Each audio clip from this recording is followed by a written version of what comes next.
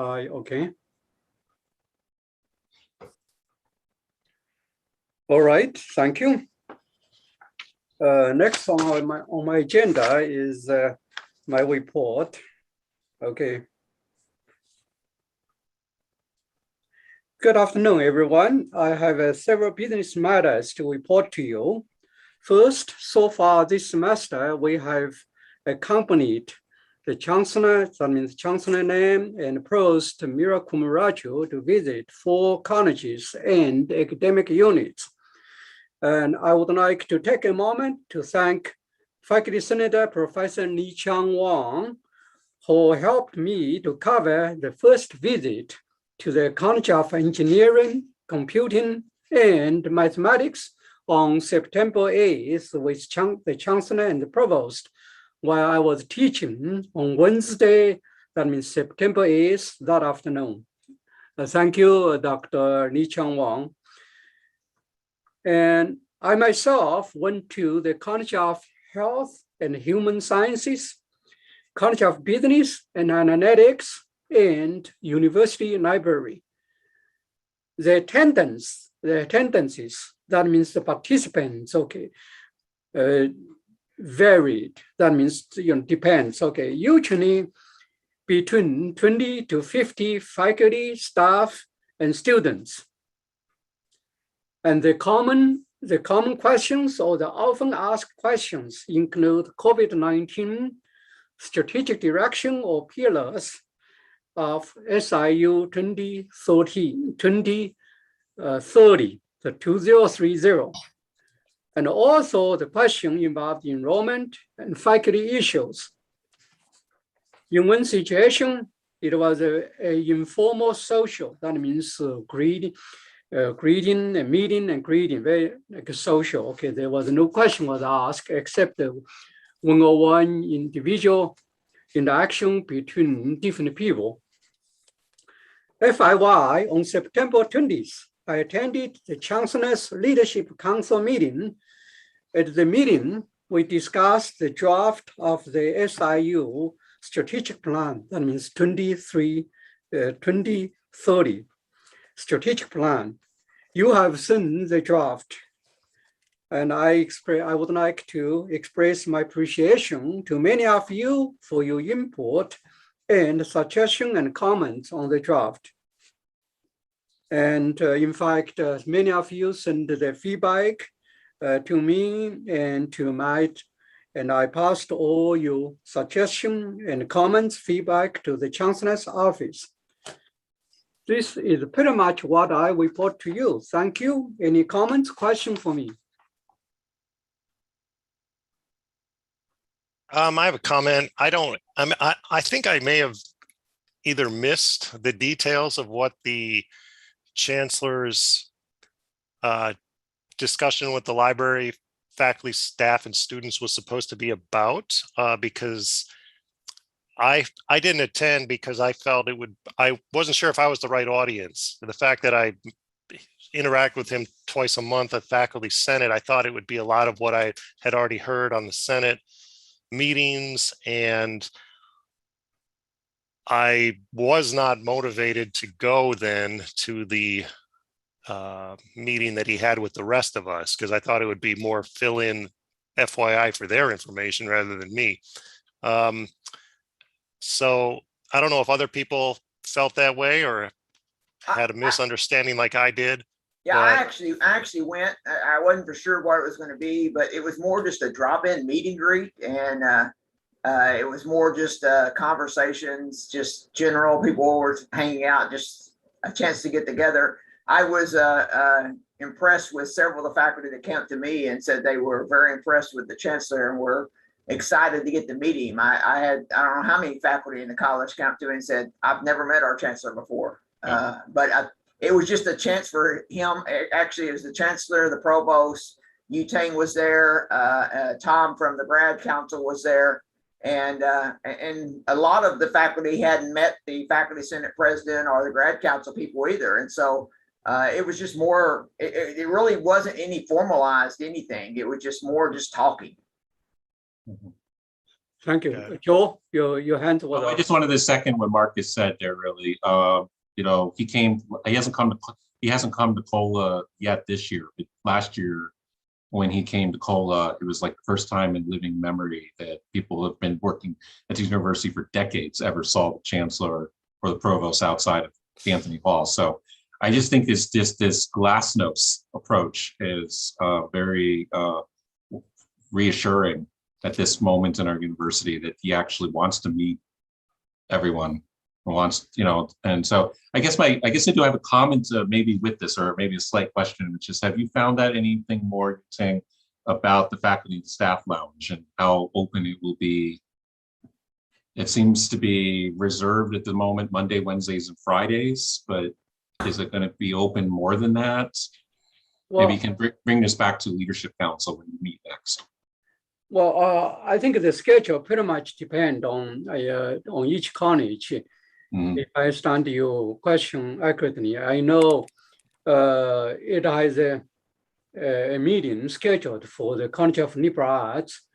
And the format, by the way, the format of the meeting greeting is pretty different. It varies from college to college. For the College of Business, just social, informal. For the College of Human Health and Human Sciences, the first part is very kind of informal, social. Second part, and kind of formal question answers.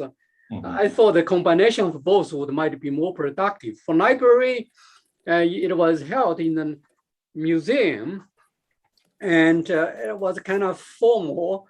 So pretty much question, answer, talking, two-way interaction. So, and maybe Li Chang, you went to the first visit with Chancellor Provost. I do not know the format of the College of Engineering, Computing, Mathematics. Could you fill in? Yes. I just want to say it's kind of in a little bit more formal like environment. So as a chancellor spends most of time to talk about or give a little bit update of what's going on campus, and gets a few questions from faculty. The atmosphere I would describe is pretty friendly, just like a few gentle questions from faculty. Some of the suggestions are pretty interesting. Also, I want to add is it's kind of interesting things I would concur with Joe and Marcus talked about. Chancellor came to campus and talked their last semester through kind of a Zoom, and then now he came in person to get to know. So that's kind of willingness. I think it's really a very positive sign. When I went to Faculty Advisory Council meeting for IDHE, I heard so many universities representatives. They talked about because of the COVID, and then that same gives the upper administration leverage to even not kind of talking to faculty, making decisions, and basically isolate them even more. So our campus is the opposite. That's a very nice thing to say and to witness. Thank you. Thank you.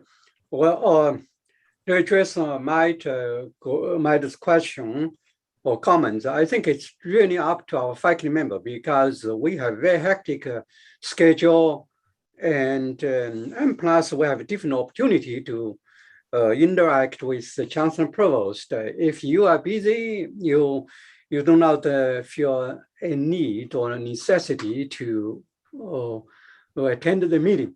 If you have time, interest, you're welcome to stop by, to go there. It's totally up to each individual faculty and students and staff too. All right, any more comments, questions about my report? Thank you. And next one, the reports from different committee, and obviously executive committee report. Actually, we are now having the meeting here, so my report pretty much similar to what I said. I'm going to move to 5B, election committee, and Bethany, any report? I don't have anything to report at this time, but the second week in October is traditionally when calls for nominations for the judicial board or review board go out. So Josh, just a heads up, I'm going to be in contact with you probably after Wednesday when I have a big grant deadline that I'm trying to rush to get to. But so after that, I will be contacting you so we can get that ball rolling. Good. And that's all I have. Good, thank you. Bethany, do you also attend the graduate council meeting too? I do. And as far as I'm aware, my role is to report what we do to them because their representative will report to what they do to us at the faculty senate meeting. Good, good, thank you.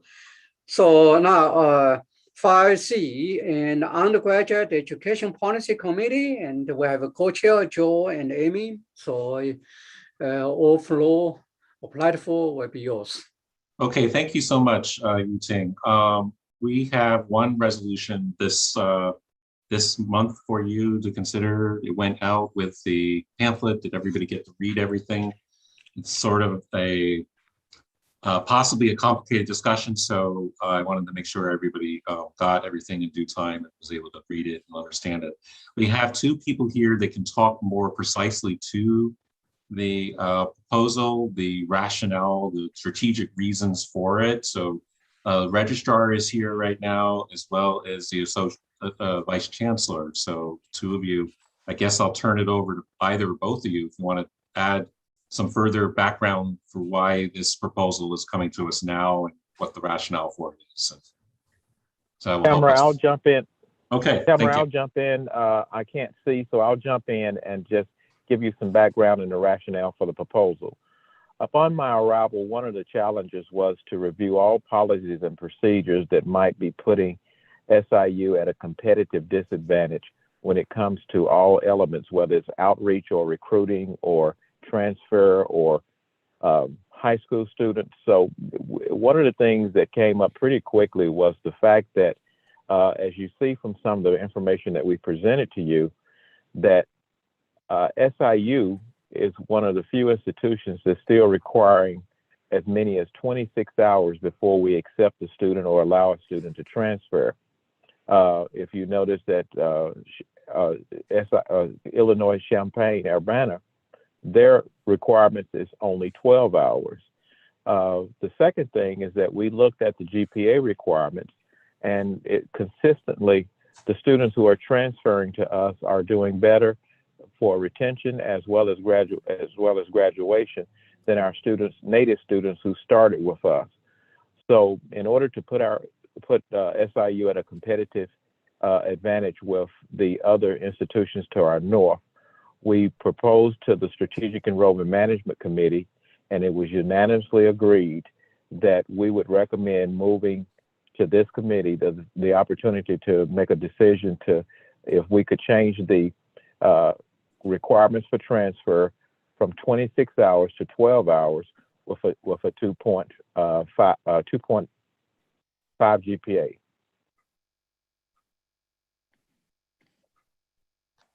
Tamara, you have anything you want to add to that? 2.0 GPA window. I'm sorry, 2.0 GPA. I'm sorry about that. No, yeah, 2.0 GPA. Registrar, do you want to add anything further to that? No, I don't have anything to necessarily to add to that. I'm here to answer your questions in terms of how we might execute a potential change to policy in this matter. I think the evidence provided in the documentation supports the recommendation. Pardon me. Well, I had a question about, other than the reasons that have been discussed for this change, in your experience, do you have, or every admission cycle, do you encounter a pool of students who you would like to admit, but you can't because maybe they don't have the 26 hours, but they have the correct GPA? In other words, is there by doing this, are we going to see right away a sudden influx of new transfer students? I do not. I'm sorry, Tamara, go ahead. I'm sorry, Matt, in my experience, we can expect to see a larger pool of admitted students in that transfer category. One of the benefits of making a change to policy of this nature, the criteria, that front end criteria, is that we eliminate that kind of review or exception category where, and let me provide you a little detail of what that looks like on our side of processing. So if a student does not meet that immediate criteria, they receive a letter that says, I'm sorry, you're not admissible, blah, blah, blah. However, about the fourth paragraph down, we say, we have a process for you, though, if you would like to pursue an exception. And I'm paraphrasing a lot, but that's the gist of it. The student then does have a channel by which they can ask for review. Because of that process that we crank that student through, we're eliminating a great deal of potential successful students. If you can imagine for yourself, if you get a letter that says you're not admissible, but we're going to let you go through this other really painful, long, drawn out, complicated, higher ed, heavy process, then we might consider letting you in. So by looking at the data and determining that, these students that we're identifying here show themselves to be just as successful in the college environment, the university environment, as that population of students that we do let in. So we need to move our bar so that we are being well informed about identifying that accessibility threshold that we're identifying for students. So long way around the bush, yes, I think we're going to see a larger pool of transfer students almost immediately. Thank you. Any other comments, question for both of them?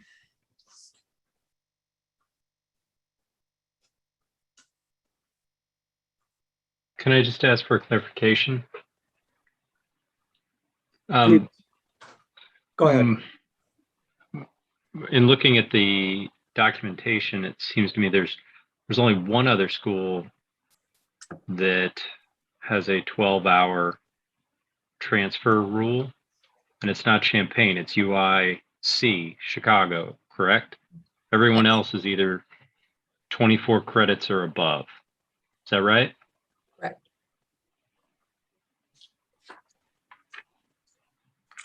Is it? I'm sorry, I didn't hear. I'm not looking at the list directly, Scott. It looks like it's UIUC, not UI Chicago. It's got 12. It is Champaign? Illinois at Urbana-Champaign. Right, UIUC is Yes. Urbana-Champaign. UIC has 24. Okay, thanks. So in fact, the University of Illinois system's got a wide range. You have the University of Illinois Champaign is a 12. UIC, which Chicago is at 24, and then if I've read correctly, UIS, which is Springfield, is 30.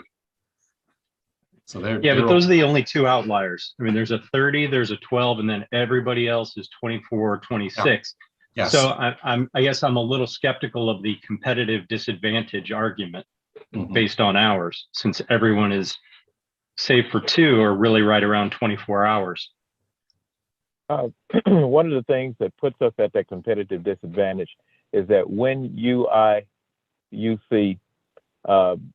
made their change, we began to see a decrease in our transfer students, and they began to see an increase in their transfer students.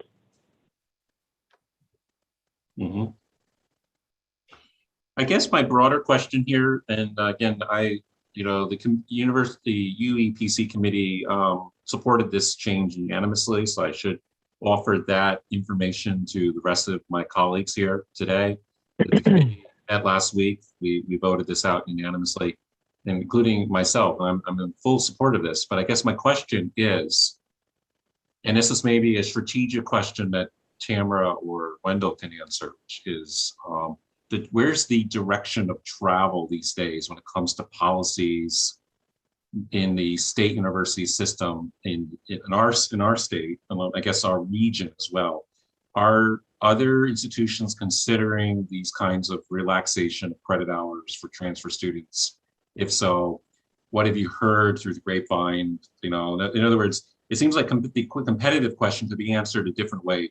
We can look at what our competitors within the state of Illinois are doing, but as we all know, the pool of students in Illinois is shrinking or staying stagnant. So if we're going to grow as a university, we have to also be thinking about the broader Midwest and other regions even beyond. I mean, we track students nowadays from all 50 states, for example. So I guess, what are you hearing? I guess is the question I'm asking. So I serve on the statewide committee for all chief enrollment management officers. And like most SIU, like most institutions, never review their policies or their procedures that might negatively affect its current enrollment strategies. As part of our efforts to develop a strategic enrollment management plan, this was one of those policies that came up pretty quickly as we began to compare ourselves with some of the other institutions. And let me give a real life example. Students, we currently do admit students who might not have 26 hours, but if that student wants to go through that process that Tamara described, then that student, we have to admit that student based upon, do they meet our high school criteria? So give you a real life example. Let's take a student from Heron School District who had a 2.74. That student would not have met our high school requirements, but let's just take, for example, this student was extremely good in robotics. And while in high school, he competed in a competition and got a full ride scholarship to MIT. He went to MIT, he took 15 hours of the most difficult courses, including calculus or some of the other courses, for a first-time freshman in robotics. That particular student, father or parent became ill and he had to transfer back that December, and he was wanting to enroll in SIU in his engineering program. This student made a perfect 4.0 while he was at MIT. We would tell that student, no, we can't take you unless you go through this process. You go over to John Logan and take the rest of your hours until you get 26. Those kind of situations, along with students who might be have a challenge to go someplace else, where that parent wants to see if they're really dedicated to going to college that first semester, and wants them to start out at a community college or some other location, and that student makes a perfect 4.0. We would tell that student, no, you need to stay there until you get 26 hours. When all of our research and our data indicates that any student who is going to a community college and transferring in, they're doing better than our native students who are starting. And that's just not here at SIU. That's a pretty consistent statistic around the nation. No, Sherry, Jennifer, Sherry, you have a comments on the chart, in the chart. Would you like to ask this question? Yes, Dr. Lee. I actually had asked the question, if we're trying to parallel or somewhat emulate what UIUC is accomplishing, then is there a reason why we're dropping the GPA bar to 2.0 instead of 2.5 like they have? Sure. We looked into our Power BI database, and the students who did transfer here with a 2.0 to a 2.5, they still outperform our native students who had started with us and had the 2.75 out of high school. In all instances, our transfer students are outperforming us on retention as well as success rates and graduation rates. Thank you. You're welcome. Okay, any other questions?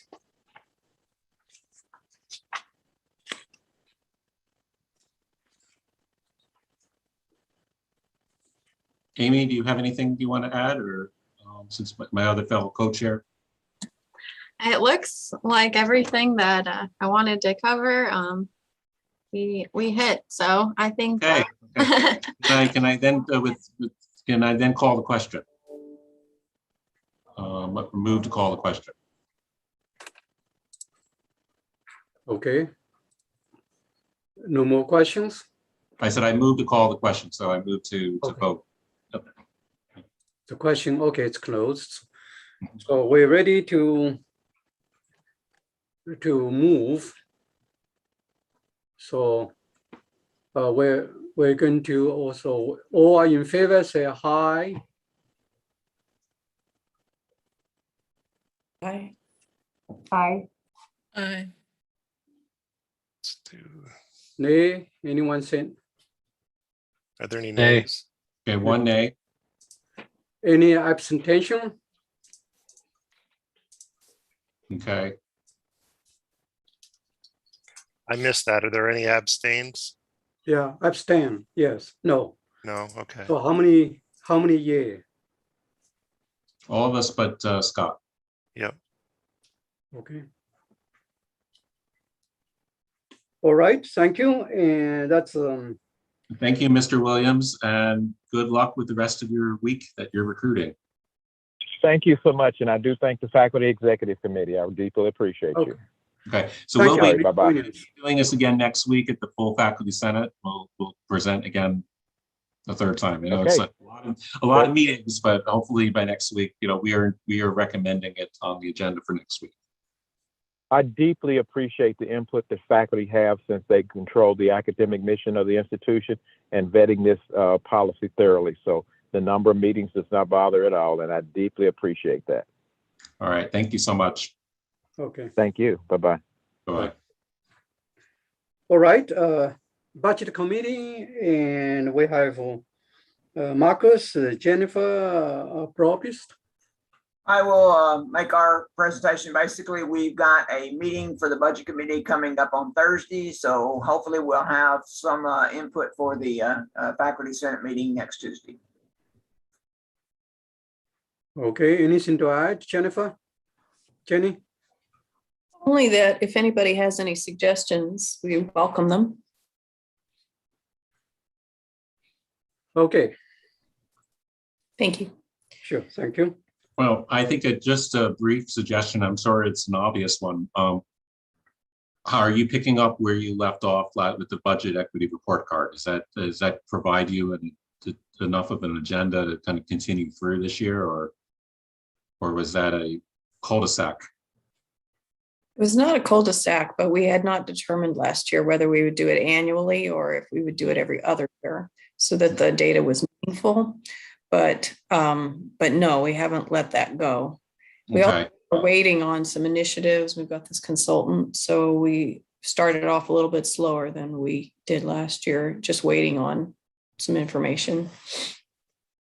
Are you going to weigh in at all on the proposal mooted by the chancellor of the across the board 2% raise?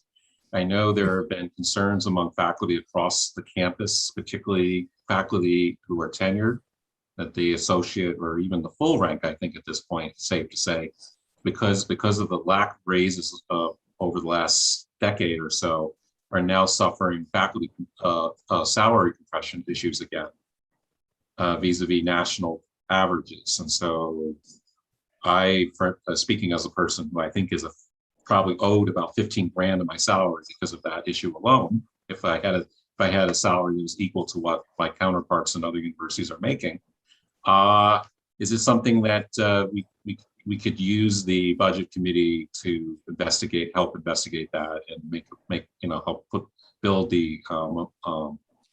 build pressure for that being a concern? Because right now it seems like to me that the chancellor is simply going for 2% across the board raise, which isn't going to do it, which isn't going to solve that issue at all. So last year I brought up the same point and he said he wanted to do an across the board first. I bet it's a morale booster in part, and that he would deal with compression after. And he has said that more than once now. So I certainly think our committee needs to put the pressure on and see that he fulfills that agenda. Yeah, because I think you appreciate that, because I think it's a morale defeater for a lot of us, particularly if we're seeing. Me too. Because 14 years ago, when I arrived on campus, I was making at that time more money than some of my longer term colleagues. And now I fear that that's probably happening in reverse to me. Mhm. Hire new people, they're making at or near my salary. That's a moral defeater right there.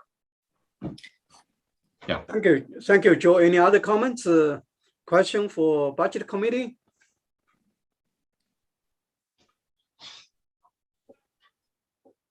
Okay.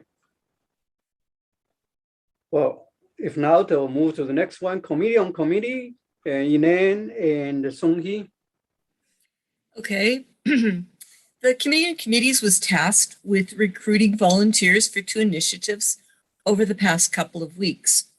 We put out a call to recruit 6 faculty members as volunteers to serve on the Ad Hoc Committee for Academic Excellence. This is a request from the Chancellor. And we received 6 nominations. All nominations have provided us with a statement of interest and a CV so that we can assure their appropriateness. These nominations will now go to vote to our Committee on Committees and will be presented to Faculty Senate for vote next week.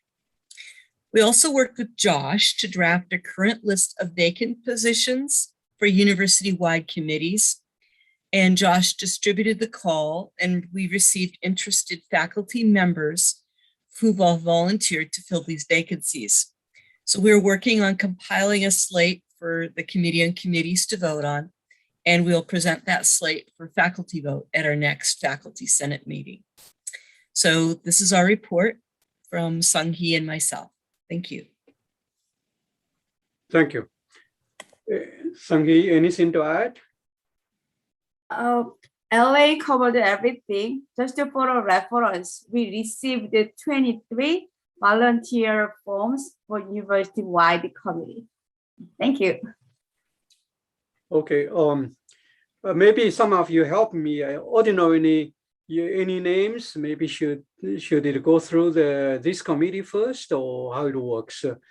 Usually, before we go to the Faculty Senate meeting. I think in the past year, usually we send it to the Faculty Senate Executive Council. And then what did you do last year? Because you were co-chair last year, Committee on Committees. Right. I think this is what we did. You did, yeah. Okay. Okay. So I know Scott not here. we can present the names of people, the 6 people who volunteered for the Academic Excellence Committee. Do you have those names ready? Yes. Yes. Sung-hee, do you have them right there with you? Yeah, I can send the text. I can send the list of name via chat too. So you can see.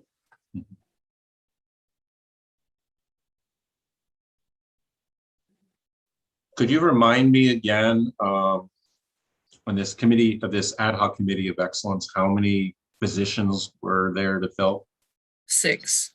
So we have 6 names for 6 Yes. positions. Okay. Yes. And Okay. have you guys considered the 2 undergraduate students too? No, we have not. We're So still that's- working on that. Oh, yeah, this is always an issue when we've had committees in the past. That I think even UEPC needs to have an undergraduate. I need to look at our bylaws again. Could we reach out to USG possibly and see if they can nominate people to serve on that? I mean, maybe what do my rest of my colleagues here think? Would that be an appropriate thing to do? Would be to reach out to University Student Government and ask them to submit volunteer names to us? Are we selecting faculty representatives, or are we in charge of assembling also students representatives. Well, I think according to our resolution that we passed, it falls upon us to decide the students, but I think we should ask for volunteers. Okay, thank you. But I think we would make the final decision, right? Or committee on committees would make the final decision. Maybe that's what I would have to look at our resolution again. I don't remember what we exactly resolved. It was like last summer that we did this. Yeah, it's 2 undergraduate students, Yeah. 6 faculty, and then volunteers from executive committee. I Okay, good. sent the 6 names of these two. Yeah, check, you can see all names now. Remind me again, I'm sorry to be asking too many questions here, but did we also, in that resolution, did we also say there should be members of the executive committee of faculty senate on that, or faculty senators? It's like, I seem to have a vague memory that there would be some faculty senators on this committee as well, but I don't remember precisely what the details were.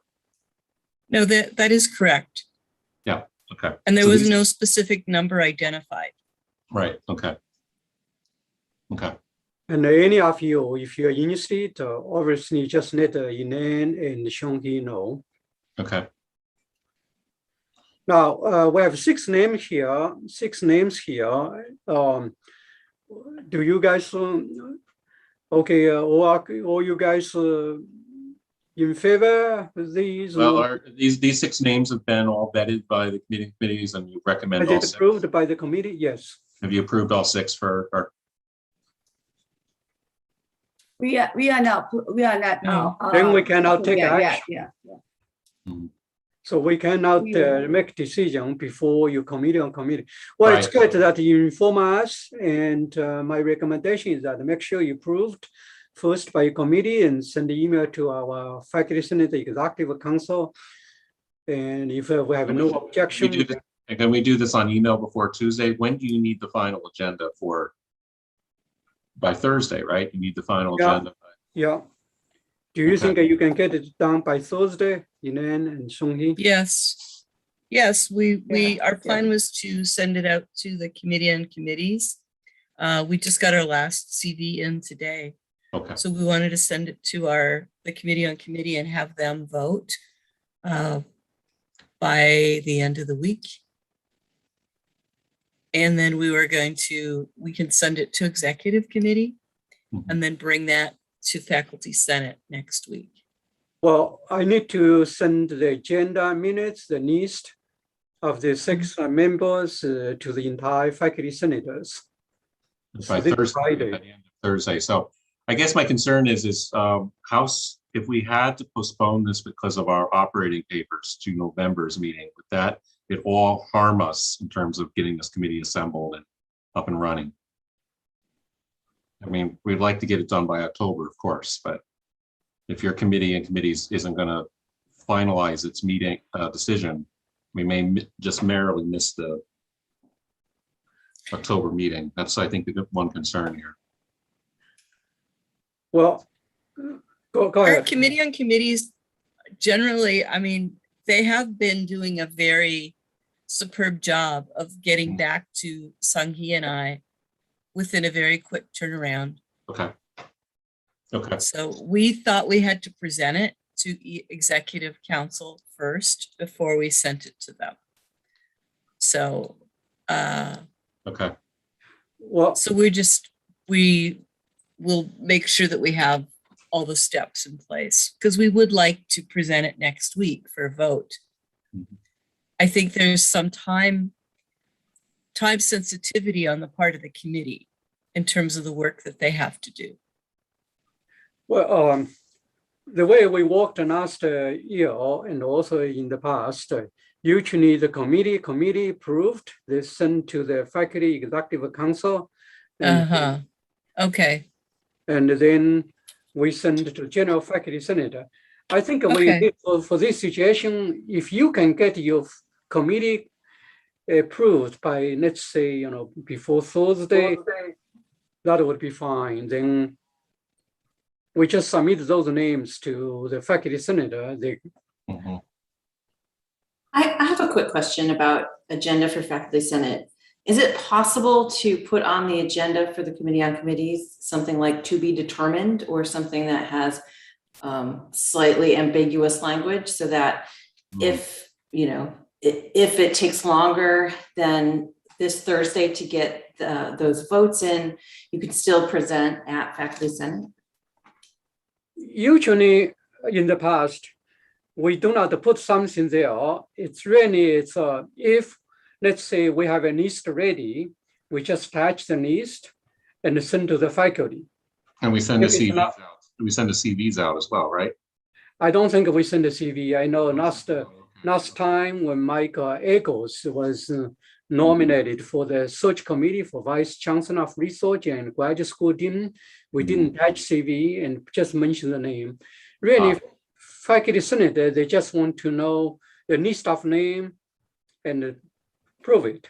Okay, so therefore I endorse what Bethany has proposed in the sense that we should simply put on the agenda a line saying there will be nominations for this ad hoc committee, put that as a line on the agenda under Committee on Committees, and therefore we can allow our colleagues on the Committee on Committees time to have the meeting that they need to have.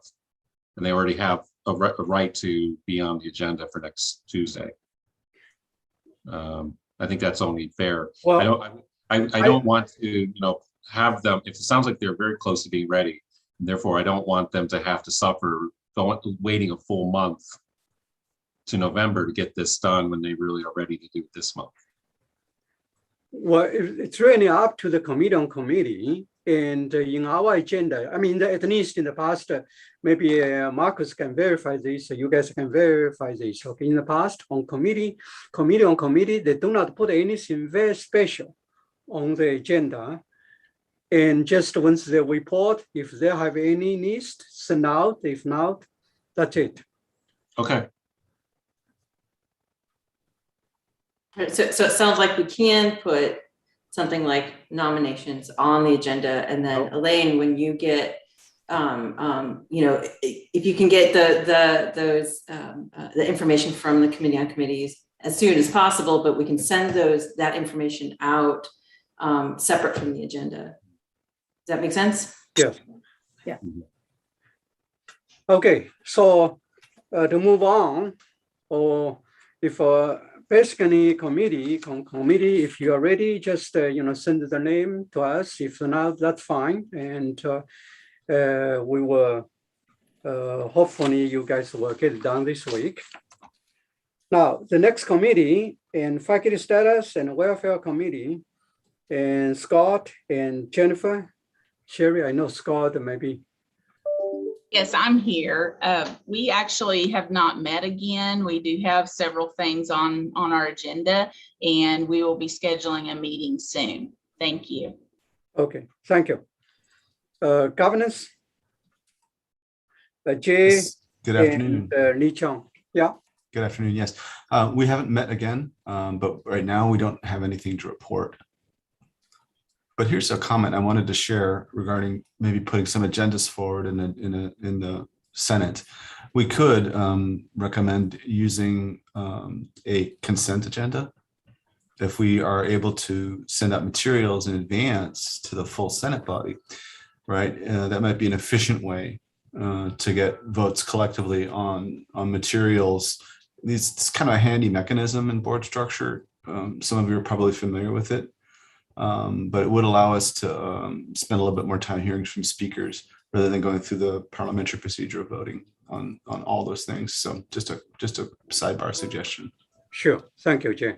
You bet. Actually, I like that quite a lot because there are some months the UEPC has got a lot of business and a lot of it is non-controversial business. And Bethany and Absolutely. I last year dealt with this, and Amy and I are dealing with this year, and it just expedites things if we have. I think so, yeah, because I think it's sometimes hard to flip-flop from parliamentary procedure to kind of a scholarly or collegial discussion on the work at hand.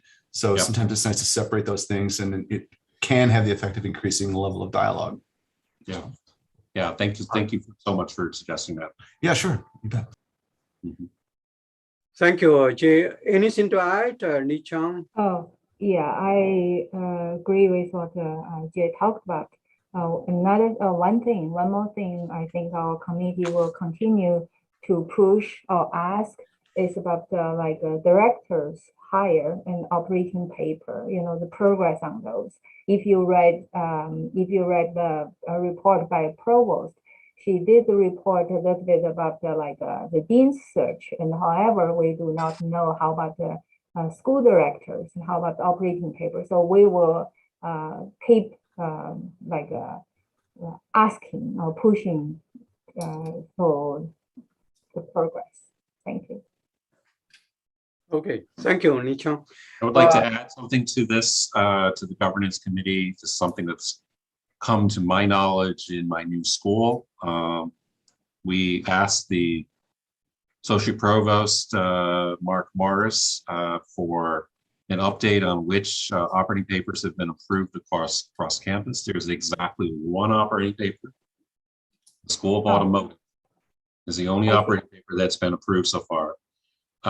So in terms of what previous months of meetings, we were talking about a sustained agenda of the Faculty Senate this year would be to put pressure on the administration, because one operating paper in all these years of having schools is pitifully awful.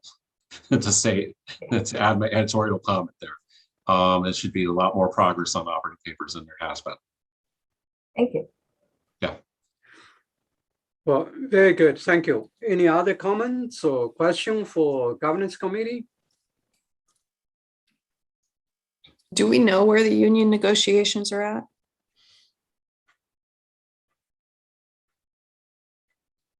I do not know. Yeah, No. we haven't talked to. If you want, Melissa Marlowe has been active. She's at the law school. I could ask her. We probably should stay on top of that.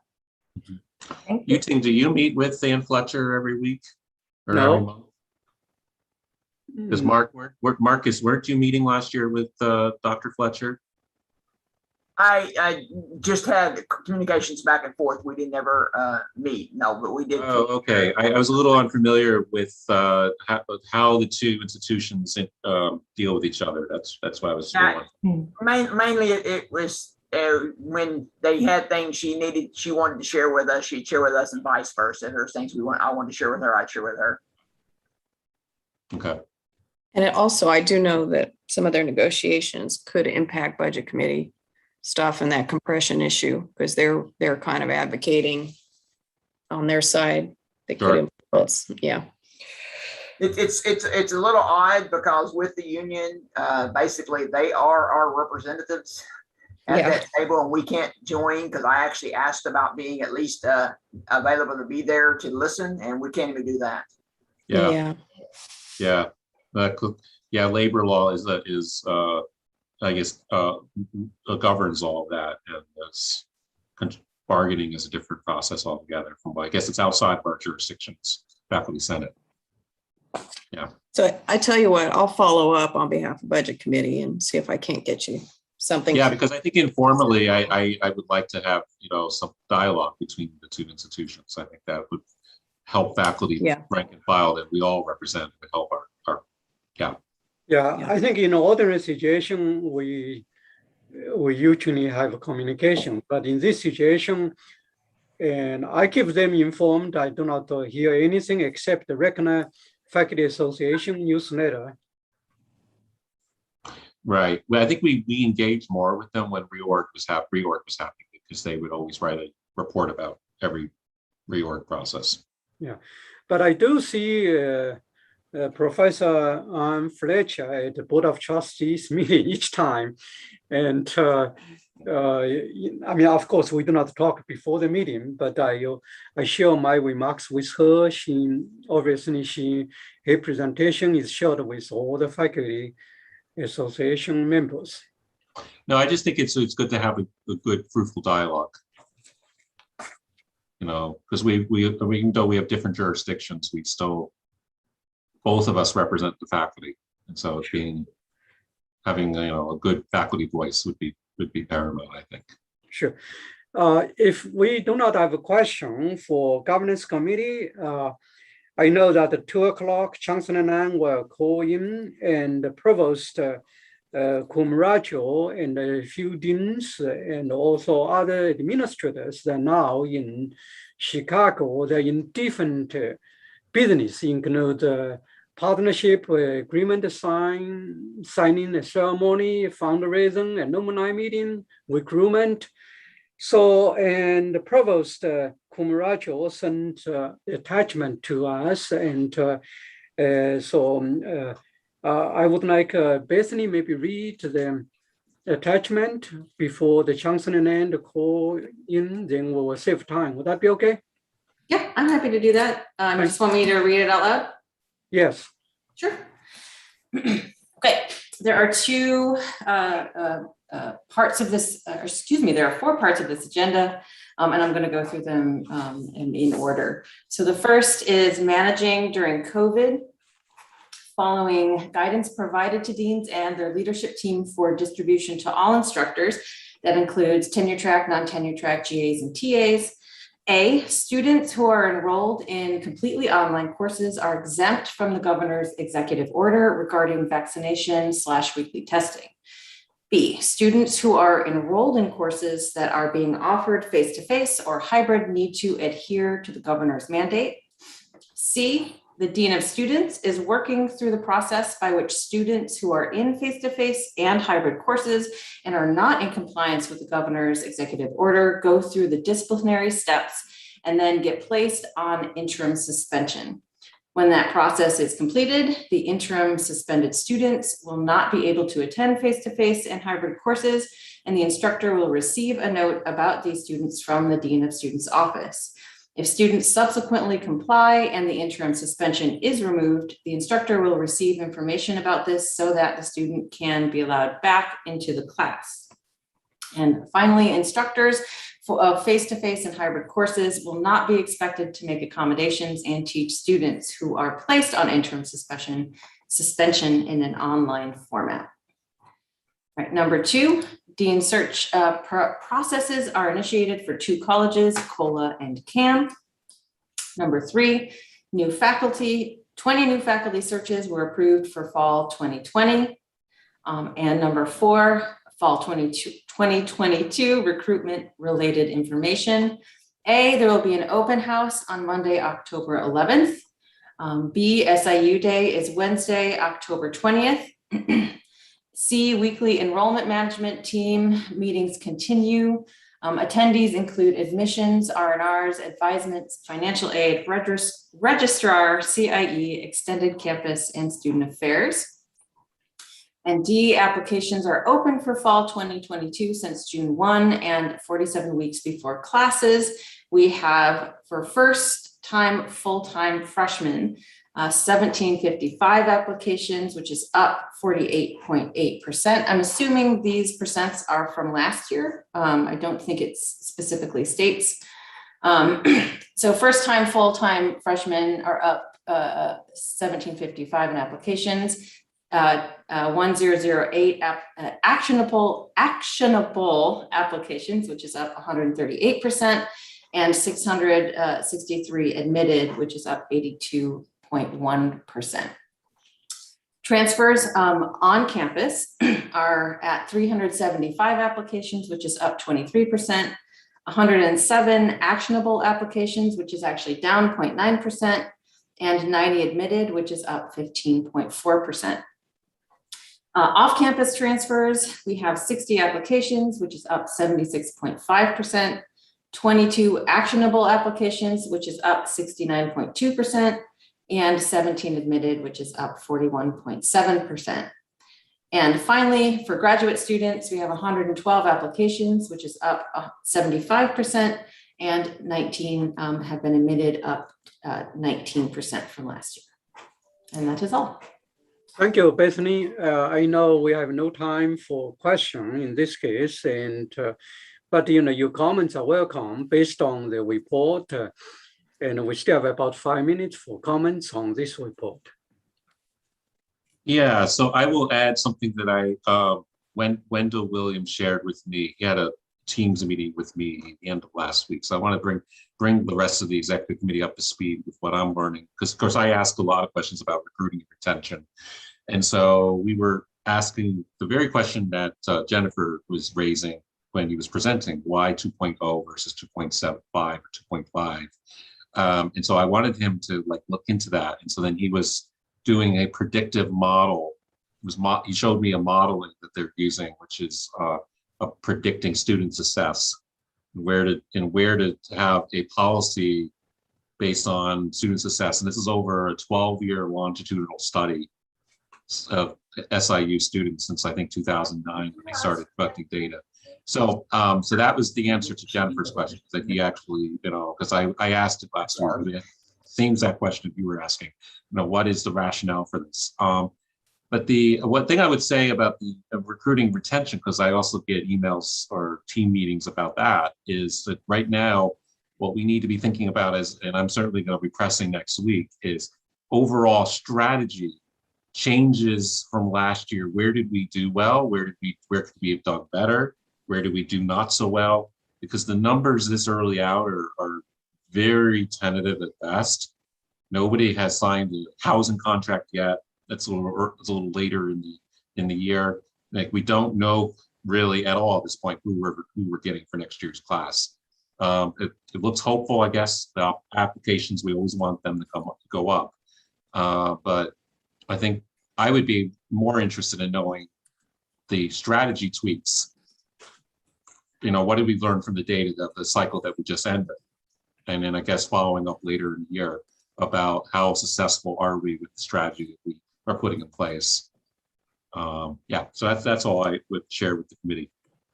Thank you, Joe. Any other comments? We still have about 3 minutes before Chancellor call in.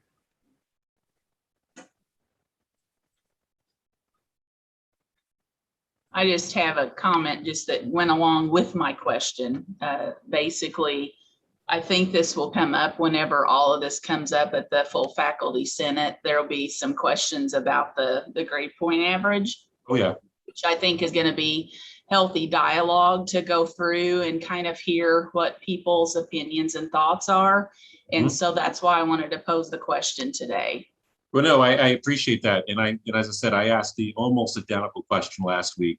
It caused him to scramble for 3 days to gather data to answer my question back, because apparently, I'm putting words in his mouth a little bit, but apparently if you take even one semester of community college and you get, say, a 2.1, you apparently, according to the data, we can predict that you will graduate college and will succeed, versus we can't predict that of a high school student with a 2.7 who doesn't meet our criterion for admission in high school. So apparently it's something about going to a college classroom and growing up a little bit more and having that less of that hand holding that goes on in a college classroom. Apparently that makes a world of difference. But again, he'll be here next week probably to help us through that. Okay, thank you very much for your comments. I know Chancellor Nan is here. So we're ready for you. Chancellor Nan, thank you very much for your calling in, especially during your hectic busy schedule while you're traveling in Chicago. Hey, thank you, Dr. Lee, and trying to see where I can see everyone. I'm sorry I can't be on video, but I appreciate you giving me this time and hope everybody's doing well. We are in Chicago. We're in the process of heading to Oakton in Des Plaines. Very, very good community college there to sign our agreement. So real exciting stuff going on up here, making a lot of partnerships and a lot of relationship building here. So again, thank you very much for having me. Hope y'all doing well. Sure, thank you. So any update, any comments to share? Yeah, just to share with you what we are doing. Yesterday, we had a great kickoff meeting with the City Colleges of Chicago. We were there with Chancellor Salgado and signing that agreement with our equity and accounting. And so Dr. Morris's help and some others there to really try and move that program forward there with City Colleges of Chicago. So real excited about that. We then met with several of our alums last night and really got a chance, as we called them, the admissions cabinet, They gave us some really good feedback. These are stakeholders in the Cook County area, a lot of folks who are tied to students and businesses and organizations that want to help their alma mater increase enrollment. So we had great meeting there. It was good to get some feedback from them. Today, we spent our morning, and all this is running together now, out at Harper College. So the Harper College is a community college, obviously out in the western portion of Cook County. But our agreement out there was really twofold. So we had an agreement not only with our Saluki Step Ahead program, which we were excited about. And they were one of the first schools that really wanted to sign on board with us. And as you know, we have that agreement with 48 community colleges across the state through the ICCB. But Harper College jumped out there on board pretty quickly with Saluki Step Ahead. Then we signed our deal to have a physical presence at their university center. And Harper actually has northeastern, I think Northern Illinois is there. The DePaul is out there, and then there's one other university that's there. So we will be there as well, trying to help those students who want to transfer and stay right in the Harper area. They don't have to come to Carbondale. And so they were excited about that. They had their board chair there, as well as their faculty and some staff that helped us work this deal out. So that was pretty exciting. After that, we moved on to the Chicago Public Schools. And we have a contact there, Dr. Salcedo, who is really excited about us being at the table.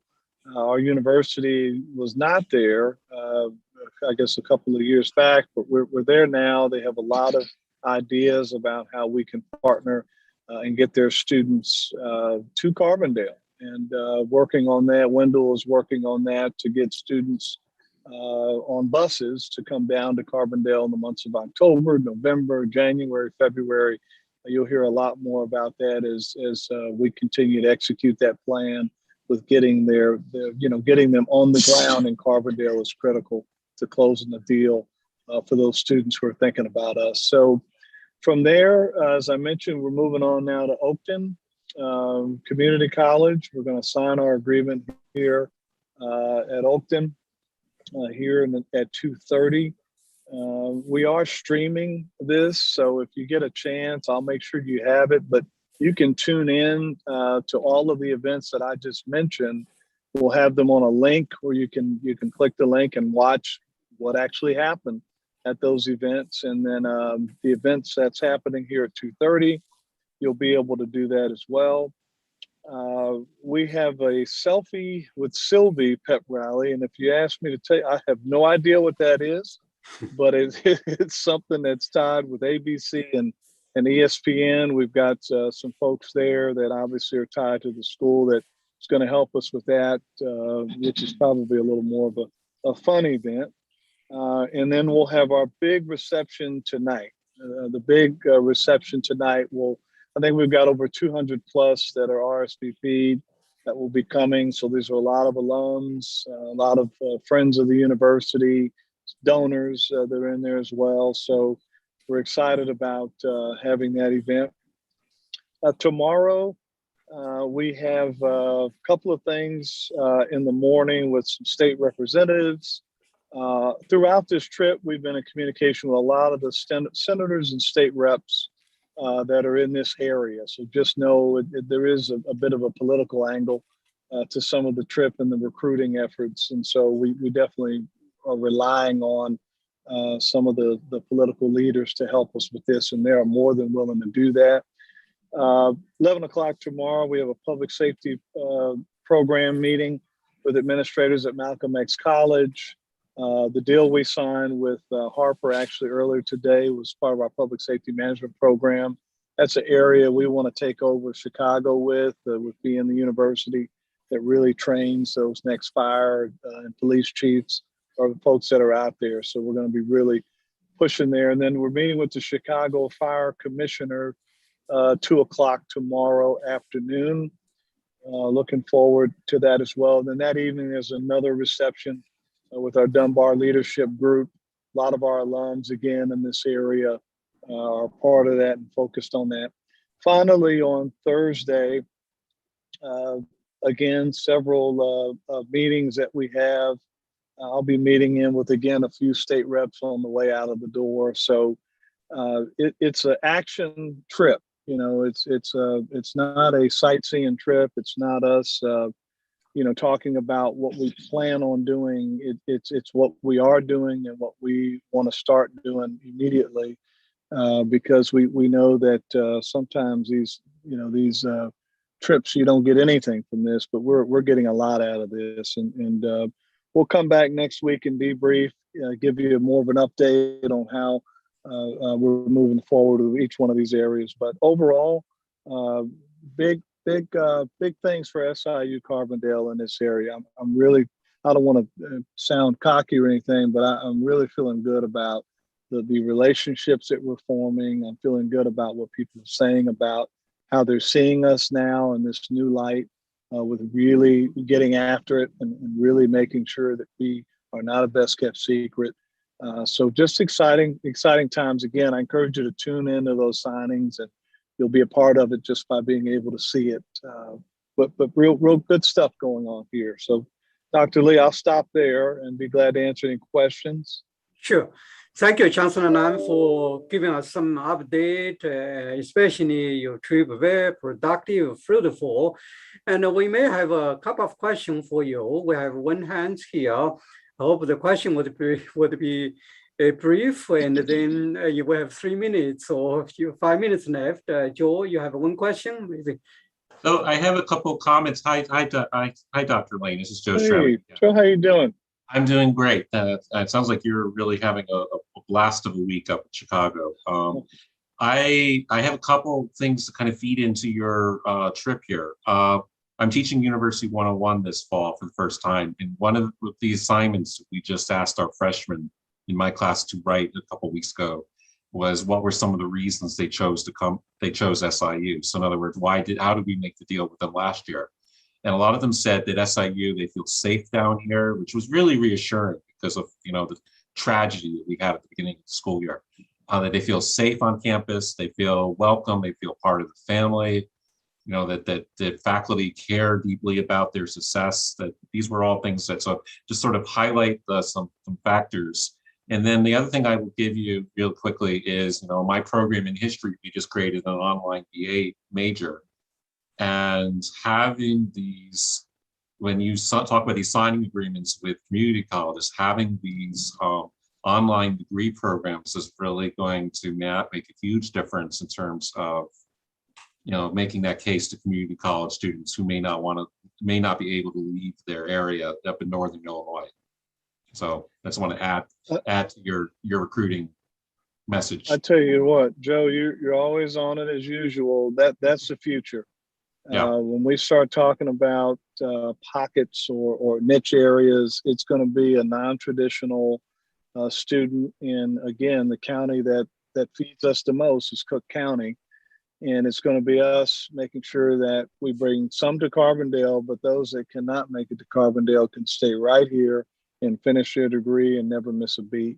So we are going to have a stronger presence here in Chicago. I will tell you, as I ride with the provost and with our diversity, equity, and inclusion, Dr. Frazier, Mr. Williams, we're already talking about the infrastructure or lack thereof in this area to be able to plan and prep for what we believe should be an increase in more of a non-traditional student population. So we're not just relying on the traditional age students going forward. We definitely don't want to lose ground there.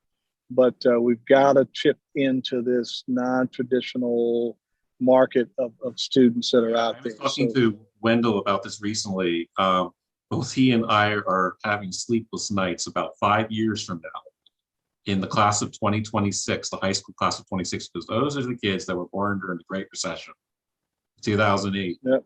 And there's not going to be a lot of them because there was a decline in the birth rate at that point, and it's accelerated in our country ever since. Yep. Yeah. Yep. That's it. If you look at that data, and I sent Dr. Lee, I just sent you some of the Illinois Board of Higher Education data on, and they always run it a year behind. So take that with a grain of salt. But, you know, if you look at that data, it's very telling in terms of what the overall state looks like. I think a lot of times we're assuming that other schools are taking students from us, or, you know, they're outperforming us. But if you look at the data, that's not the case. You know, unless you're at the University of Illinois or Urbana, you know, every other school is having some enrollment challenges. Even our school to the south that people like to say are taking kids from us, at SEMO. Well, SEMO's enrollment is not up.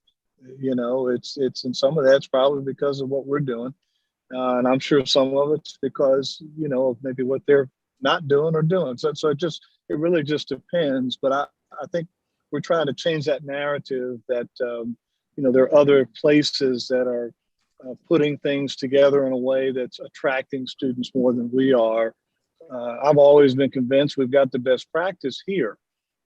People are doing everything they can to attract students, but, you know, again, you only have so many to choose from. So I think we've got to, again, look to a non-traditional population of students, or more online environment out there for folks who can't get to us, and just stay focused. Okay, well, we may have a couple of minutes for one quick question.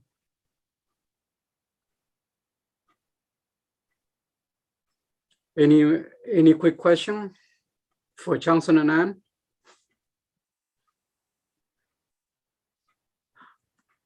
I have a thank you to give. Well, if one not- question yes, here. Dr. Wang. Johnson, one question from Li Cheng Wang. It's not a question. I think it's maybe further information for the recruitment. I know my department this year, we have a new freshman chemistry student who were accepted by WashU, by us. The reason we want him out to our campus is because we are offering like the better choice for the class he's taking, and also undergraduate research opportunities for him to participate. So I think that's a great message to attract high quality students too. Thank you. Totally agree. Johnson Nan? Totally agree. Yeah, I just want to thank you, Dr. Lee, and you've been going around with me to visit departments, and those trips I think have been done really well. It's been good to meet our faculty and to listen. Well, thank you, Johnson Nan. I know Li Chong asked you the question about the research, especially undergraduate student research.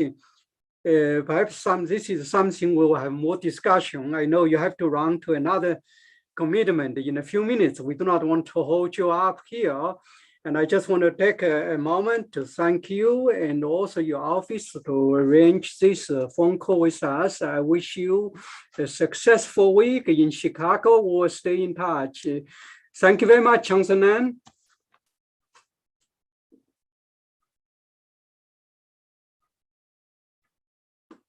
Okay, you there? I think I lost you just now. Yeah. Sorry Okay. about that.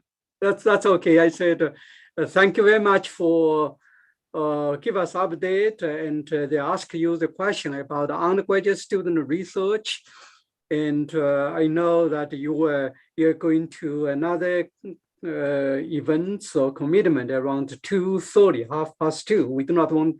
We do not want to hold you up here. Any final comments to wrap up? Just to thank you again for making the rounds with me to talk with our faculty, and those have gone very well. It's good to hear from our faculty in smaller settings. I know with the Zooms last year, they were pretty large, so it's good to hear what's happening.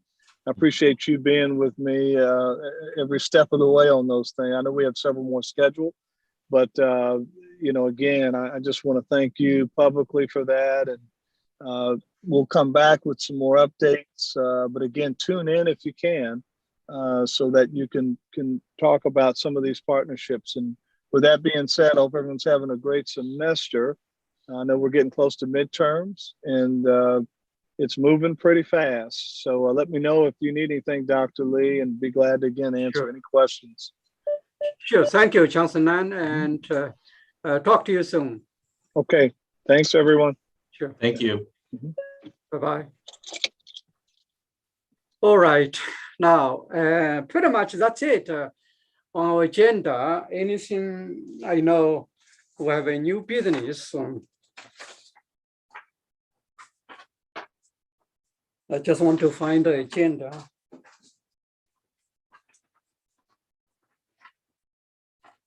Now, our meeting format obviously pretty much the same. Next week, possibly November, the same. Anything else before we? So I assume because of the mask mandate and the fact that we are the CDC or the Illinois Board of Public Health hasn't changed any of its recommendations, we should still be meeting virtually for a while to come. I think is that a safe assumption? I know that was mooted recently, was that we might at what point do we go to in-person meetings again? But I will share with the group that most of my committees are virtual this year, and I have one in-person meeting, and it's not as productive as doing it on Zoom. I feel that, you know, some people, I know we all want to be in person again, but it's harder to hear what people have to say. It's it's not as productive. And then if you do a hybrid meeting, I've been in a few of those, the technology, it depends on how well you know how to use Zoom, A, the facilitator, and B, the technology on campus is such as it is that it's very hard for people that are participating virtually to actually be fully engaged in an in-person meeting. I'm sure others have experienced this. So I would recommend that we do one type of meeting or the other, but not try to hybrid it.